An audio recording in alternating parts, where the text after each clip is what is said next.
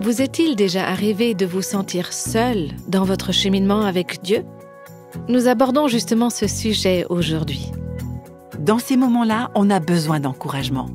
Et moi, je vous invite à prier pour que le Seigneur vous conduise vers quelqu'un, vers une sœur, une femme réputée pour son amour pour Dieu et pour sa fidélité aux Écritures, quelqu'un qui pourra vous soutenir et avancer à vos côtés. Vous écoutez Réveille nos cœurs. Dans ce 3e épisode de la série intitulée « Un portrait d'Élisabeth », nous vous entraînons à la découverte d'une belle histoire de chapeau. Je n'ai jamais eu la chance de pouvoir rencontrer personnellement Henrietta Mears. Elle est morte en 1963 quand j'avais 5 ans. Mais je connais bien cette femme pour l'avoir beaucoup admirée. C'est quelqu'un qui a eu un impact très important sur ma vie. Henrietta Mears, c'était une éducatrice chrétienne qui servait à l'église presbytérienne de Hollywood au sud de la Californie et elle a fondé un centre de retraite spirituelle qui publiait également des ressources chrétiennes. Henrietta ne s'est jamais mariée et c'est peut-être une des raisons pour lesquelles je me suis tellement intéressée à elle quand j'étais jeune. Dieu l'a utilisée d'une façon magnifique pour influencer la vie de plusieurs dirigeants chrétiens de son époque, notamment Bill Bright, qu'elle a encouragé quand il était tout jeune chrétien. À cette époque, Bill était amoureux d'une jeune fille qui s'appelait Vonette, qui avait du mal à croire en la véracité de la Bible. Alors Bill avait organisé une rencontre entre Vonette et Miss Mears. Oui, Miss Mears, c'est comme ça qu'on l'appelait. Elle aimait beaucoup la théologie et la défense de la foi, et donc elle a parlé avec Vonette et elle l'a conduite au Seigneur. Quelques années plus tard, Vonette a épousé Bill Bright et Miss Mears a continué d'ouvrir les portes de sa maison au jeune couple après leur mariage.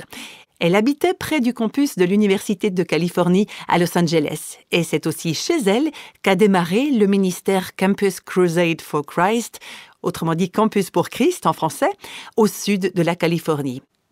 Quant à Vonette Bright, c'est une amie de longue date de ma famille, donc je l'ai toujours connue depuis que je suis petite. Elle est aujourd'hui décédée, mais c'est quelqu'un qui a également eu une influence sur ma vie. C'était un peu comme une seconde maman pour moi. Elle a beaucoup prié pour moi, elle m'a beaucoup encouragée et c'est quelqu'un qui a vraiment renforcé ma foi. Et Vonette m'a beaucoup parlé d'Henrietta Mears durant toutes ces années. Et puis j'ai eu l'occasion de lire sa biographie et j'étais vraiment très interpellée par sa foi et par son ministère. Ce qu'on ne connaît pas forcément de Miss Mears, c'est qu'elle était passionnée par les chapeaux.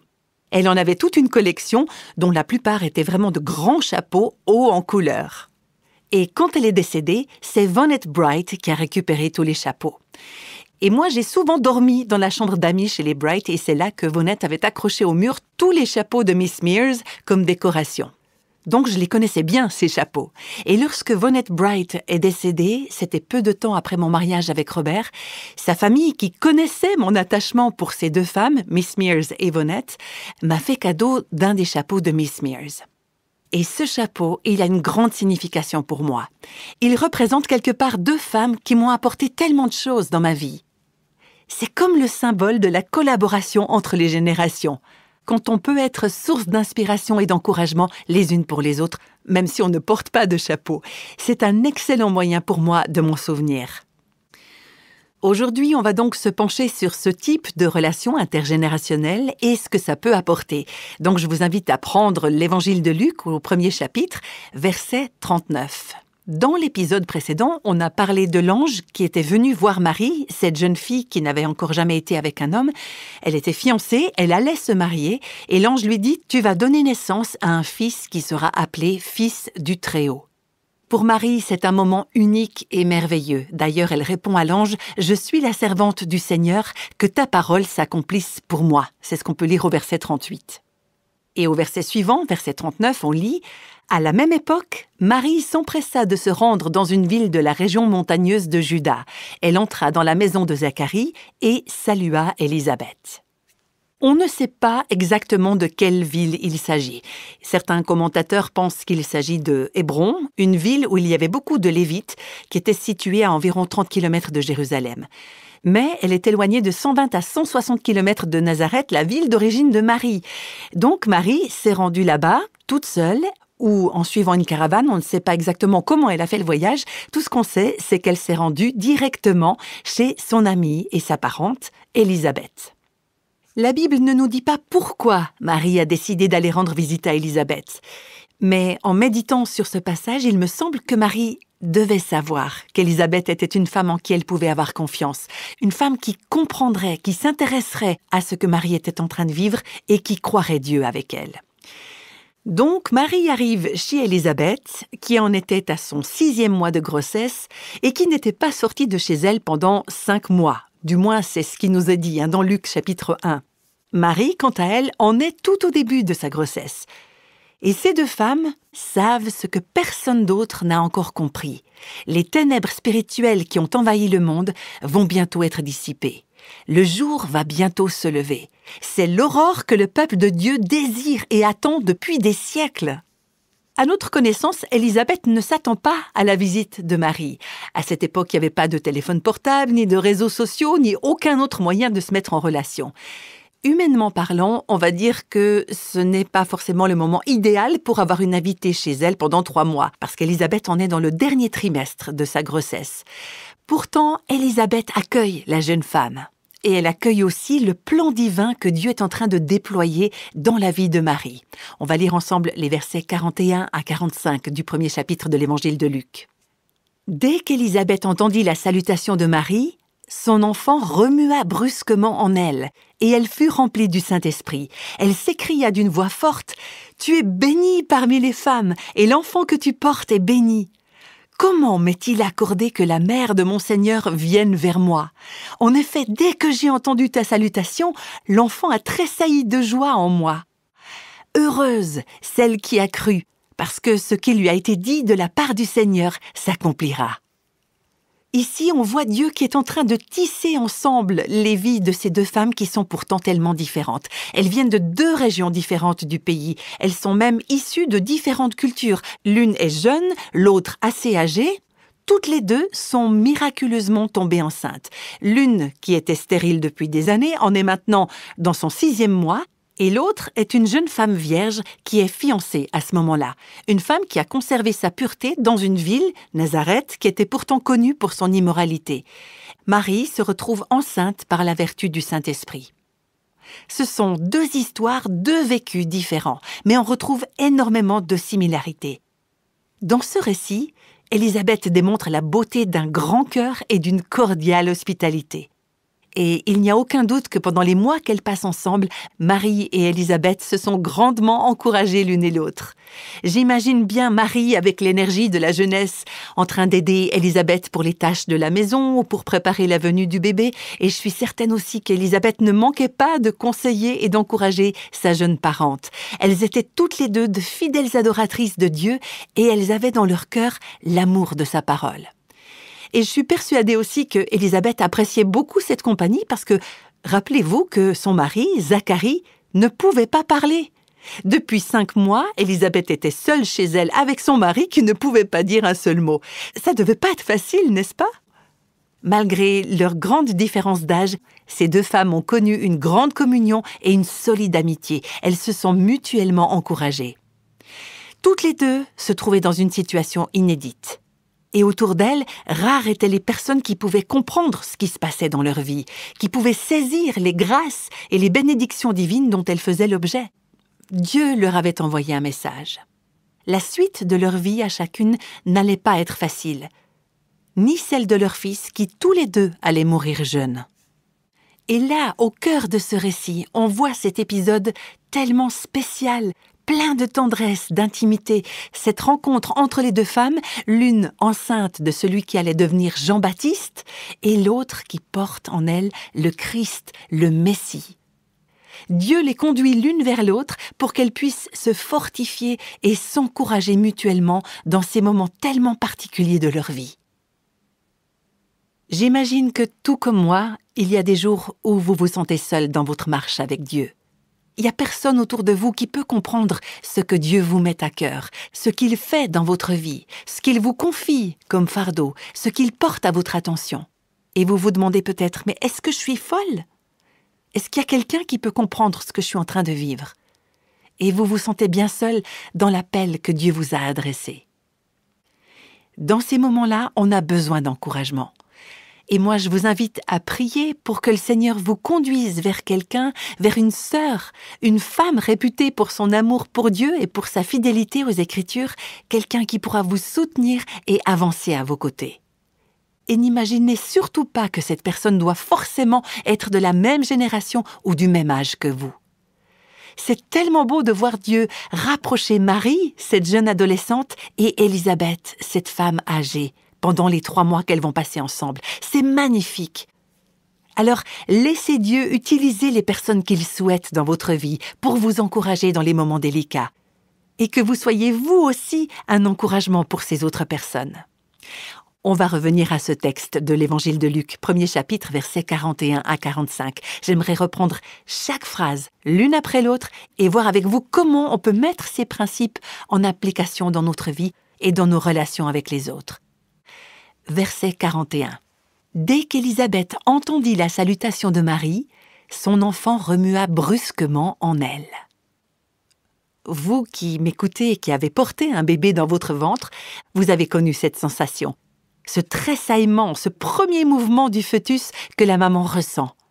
Combien d'entre vous se souviennent de cette première fois quand vous avez senti votre enfant bouger dans votre ventre? Vous vous rappelez certainement ce que vous étiez en train de faire à ce moment-là et du lieu où vous vous trouviez.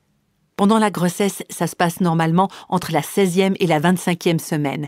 Eh bien, Élisabeth en était exactement à cette étape. Il est dit que l'enfant remua brusquement en elle. Et le verbe qui est utilisé dans les versions grecques de l'Ancien Testament, c'est le même verbe qui est utilisé dans les versions grecques de l'Ancien Testament pour parler de Jacob et d'Ésaü, qui se donnaient des coups dans le ventre de Rebecca. Et c'est le même mot qui est aussi utilisé dans le psaume 114 pour dire que les montagnes bondissent comme des agneaux. L'enfant d'Élisabeth a brusquement remué, il a bougé. Et le texte nous donne la raison de cette réaction, c'est qu'il était heureux. Il nous est ensuite expliqué que Élisabeth fut remplie du Saint-Esprit. Et si vous lisez l'Évangile de Luc, tout particulièrement ses premiers chapitres, je vous invite à souligner toutes les références au Saint-Esprit. Dans l'Évangile de Luc, on trouve des références au rôle de l'Esprit Saint, particulièrement dans le premier chapitre. Rappelez-vous, au verset 15, que l'ange Gabriel avait dit à Zacharie que son fils, Jean le Baptiste, serait rempli de l'Esprit dans le ventre de sa mère. Et plus tard, au verset 35, Gabriel se présente devant Marie et lui annonce que le Saint-Esprit viendra sur elle et qu'elle va tomber enceinte d'un enfant qui, en plus d'être son fils, sera aussi le Fils de Dieu. Au verset 67, on n'en est pas encore là, mais on le verra la prochaine fois, après la naissance de Jean, l'Esprit Saint saisit Zacharie qui prononce une magnifique prophétie. Nous, on en revient maintenant au verset 41, où on voit qu'Élisabeth est remplie de l'Esprit en présence du Sauveur que Marie porte en elle. Et ça me fait penser à la lettre aux Éphésiens, chapitre 5, qui nous dit qu'on doit tous être remplis du Saint-Esprit. Mais quel est le signe qui montre qu'on est rempli de l'Esprit Saint? Puisqu'on ne peut pas le voir, comment on sait quand on est rempli du Saint-Esprit? Il y a justement quelques clarifications qui apparaissent dans Éphésiens chapitre 5 et 6, mais je voudrais juste vous lire les versets 19 et 20 du chapitre 5 qui montrent comment on agit quand on est rempli de l'Esprit. Il est écrit « Dites-vous des psaumes, des hymnes et des cantiques spirituels. Chantez et célébrez de tout votre cœur les louanges du Seigneur. Remerciez constamment Dieu le Père pour tout au nom de notre Seigneur Jésus-Christ. » Alors, quelle a été la réaction d'Élisabeth quand elle a été remplie de l'Esprit? On va le voir dans la suite du texte. Elle a rendu grâce à Dieu et tout en discutant avec Marie, elle l'a encouragée par des paroles de foi et de confiance dans le Seigneur. Au verset 42, cette femme remplie de l'Esprit s'écria d'une voix forte. Avant de continuer, j'aimerais juste préciser que sa voix forte montre qu'elle exprime un moment d'extase exubérante. Il faut se rappeler qu'elle n'avait pas eu beaucoup de monde avec qui parler pendant 5 mois. Elle était donc ravie de ce qui se passait et elle avait maintenant l'occasion d'exprimer sa grande joie. C'est donc une expression spontanée de sa joie et de son émerveillement. Dieu était en train de faire de grandes choses, non seulement en elle et pour elle, mais aussi dans le monde qui l'entourait et surtout dans cette jeune femme qui venait de frapper à sa porte.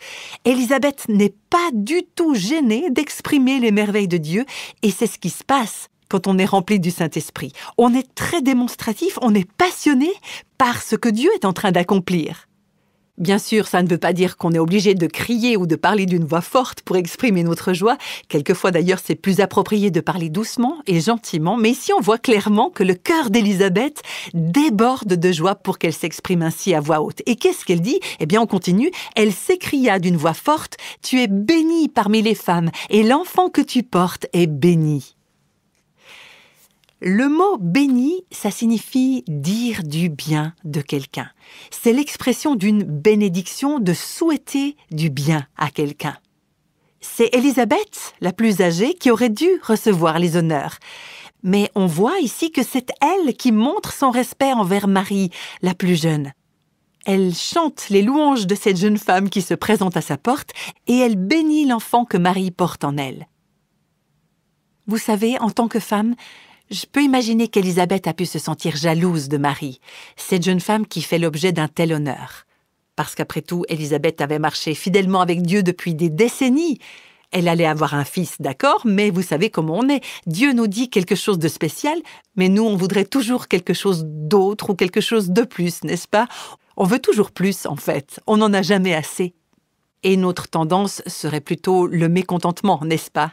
Pourquoi est-ce que Marie, une jeune femme qui n'a pas de nombreuses années de fidélité à son actif, pourquoi est-ce que ce serait elle, la mère du Messie? Et moi, simplement la mère de son précurseur? C'est ce qu'Élisabeth aurait pu se dire, mais c'est pas du tout sa réaction. Pas de comparaison, pas d'inquiétude, simplement des louanges, des bénédictions et des encouragements.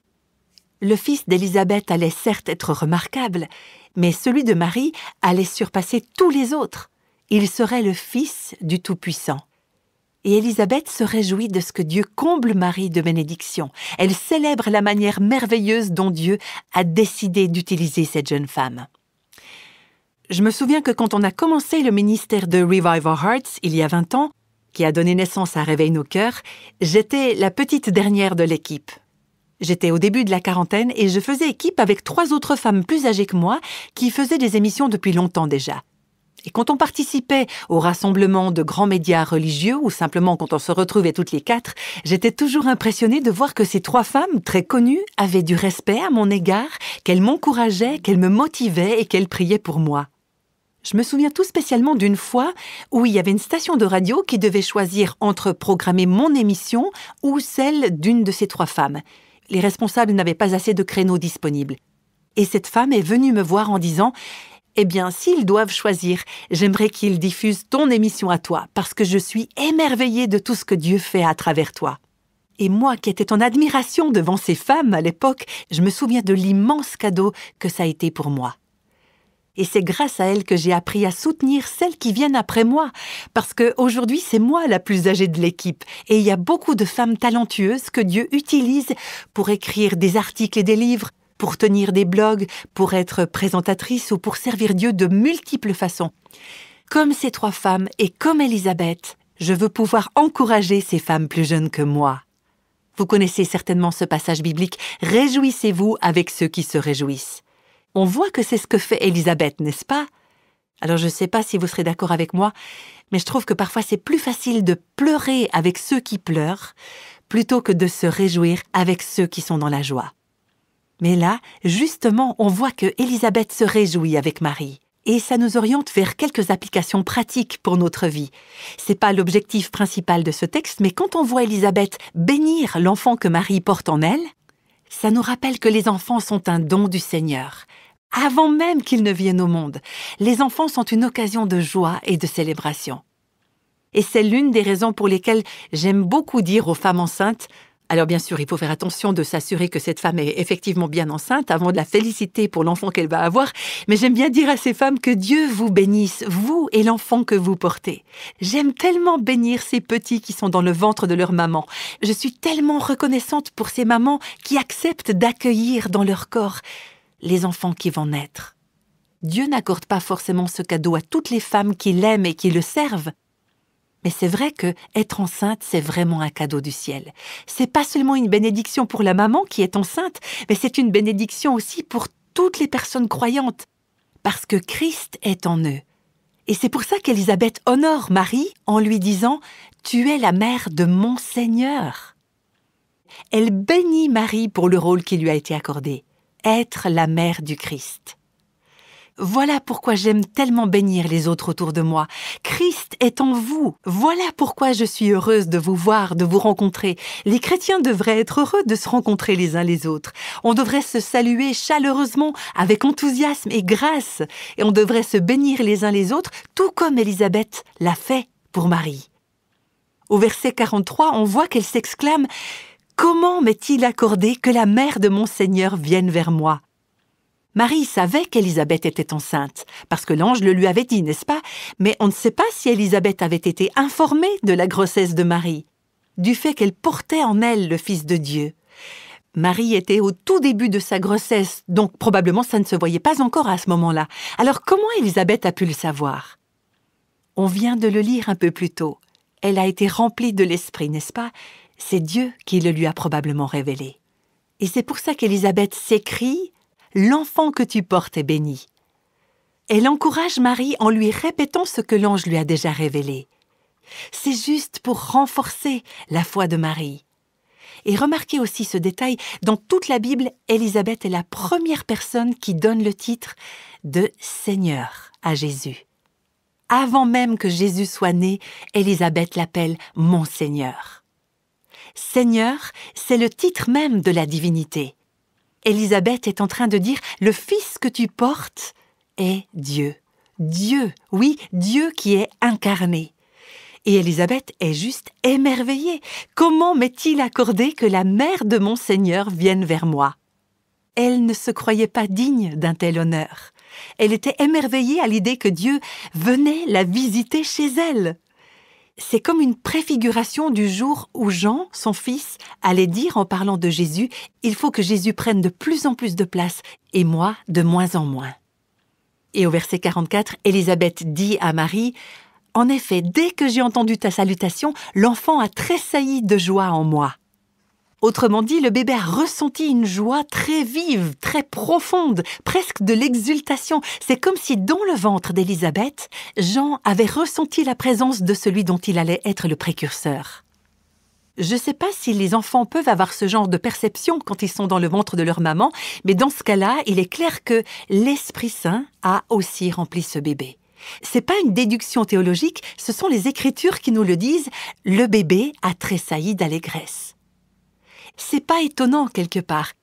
Les ténèbres allaient bientôt se changer en lumière, la mort allait bientôt se changer en vie et le désespoir en espérance. Donc la rencontre entre les deux femmes se déroule dans une atmosphère joyeuse. Et nous aussi, les croyants, on devrait être joyeux quand on se retrouve, parce que Christ est en nous. Que la terre se réjouisse, le Sauveur est arrivé, ce n'est pas seulement vrai au moment de Noël, mais c'est la fête tous les jours pour les enfants de Dieu. Et au verset 45, Élisabeth continue « Heureuse celle qui a cru, parce que ce qui lui a été dit de la part du Seigneur s'accomplira. » Élisabeth connaissait le pouvoir et l'importance de croire ce que Dieu avait dit. Souvenez-vous que son mari avait perdu la parole pendant 9 mois au total. Pourquoi ? Parce que l'ange avait dit à Zacharie « Voici, tu seras muet et tu ne pourras parler jusqu'au jour où ces choses arriveront, parce que tu n'as pas cru à mes paroles qui s'accompliront en leur temps. » Élisabeth, elle avait compris la leçon. C'est pour ça qu'elle dit à Marie « Heureuse celle qui a cru, parce que ce qui lui a été dit de la part du Seigneur s'accomplira. » Si vous me permettez l'expression, la joie et les bénédictions sont les produits dérivés, les fruits que l'on voit pousser quand on croit vraiment les promesses de Dieu, quand on croit qu'elles vont s'accomplir, qu'elles vont se réaliser. Et quand Jésus s'est écrié « Tout est accompli » sur la croix, c'est vraiment ce qu'il voulait dire. On peut lire ça dans l'évangile de Jean, chapitre 19, verset 30. Le plan de Dieu était accompli. Tout s'était réalisé comme prévu. Marie croyait que Dieu allait réaliser sa promesse. Et Élisabeth le souligne, « Heureuse celle qui a cru, parce que ce qui lui a été dit de la part du Seigneur s'accomplira. » Quand on croit que Jésus a tout accompli, qu'il a tout mené à bien parfaitement, c'est une bénédiction. Alors, heureuse celle ou celui qui a cru, parce que les choses qui lui ont été dites de la part du Seigneur auront leur accomplissement.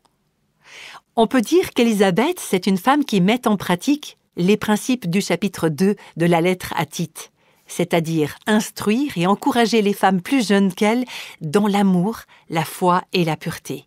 Élisabeth instruisait Marie et elle l'encourageait à placer sa foi en Dieu. Elle soutenait sa jeune amie en lui disant « Tu peux faire confiance à Dieu pour écrire ton histoire ». Élisabeth, c'est un parfait modèle de la beauté et de la puissance qui se dégage quand on s'encourage mutuellement à faire confiance aux promesses divines.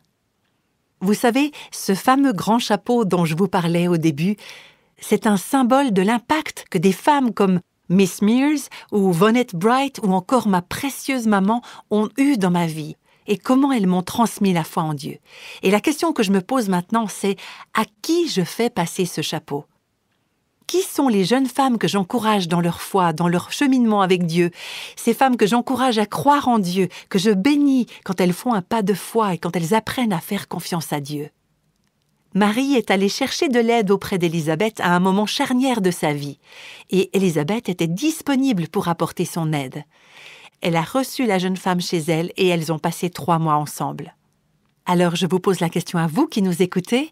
Si vous êtes une de ces femmes plus âgées, est-ce que vous avez dans votre entourage des femmes plus jeunes qui auraient besoin de vous? Et si vous êtes une jeune femme, auprès de qui est-ce que vous allez chercher des conseils de sagesse ou des encouragements?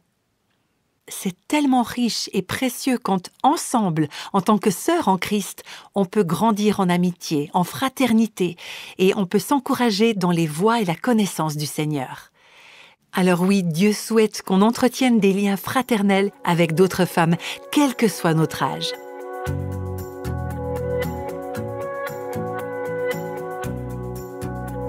Le chapeau dont nous avons parlé aujourd'hui a appartenu à Henrietta Mears.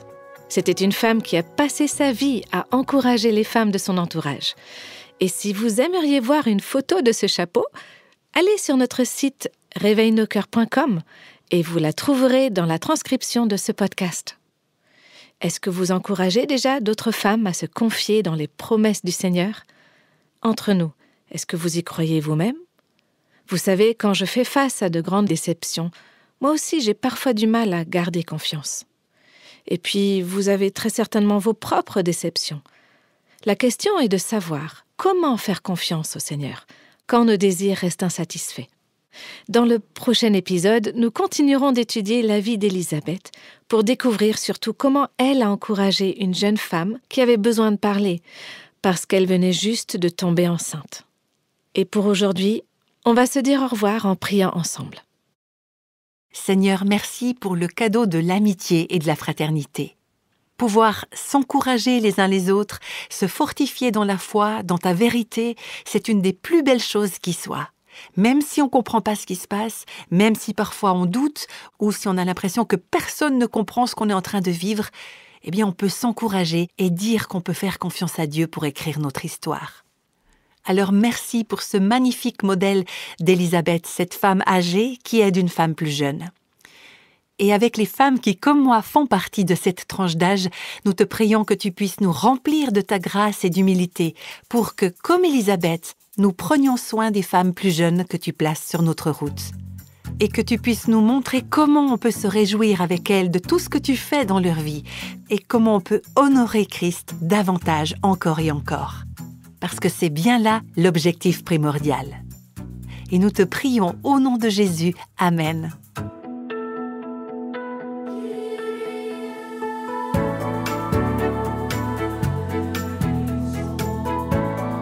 Tous les extraits de la Bible sont tirés de la version second 21. Réveille nos cœurs est le ministère francophone de Revive Our Hearts, initiative de Life Action Ministries avec Nancy DeMoss Wolgemuth. Avec les voix de Christine Raymond et Jeannette Kosman.